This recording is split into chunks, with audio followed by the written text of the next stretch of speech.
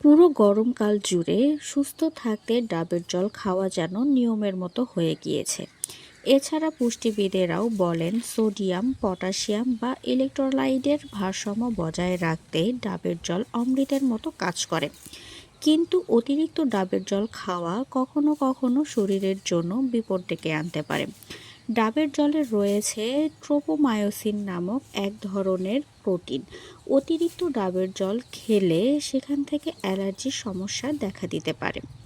ডাবের জলে ক্যালোরি এবং কার্বোহাইড্রেটের পরিমাণ অনেকটাই বেশি, তাই যাদের রক্তে শর্করার মাত্রা বেশি তাদের জন্য ডাবের জল ক্ষতিকর হয়ে উঠতে পারে।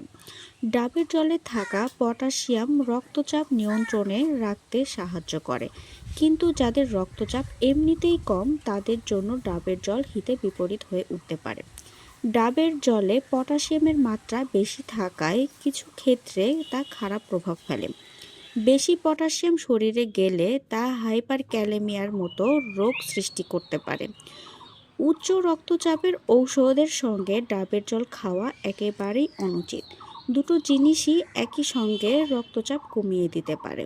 রক্তচাপ স্বাভাবিক থেকে অনেকটা কমে গেলে তা নানা রকম শারীরিক জটিলতা ডেকে আনতে পারে।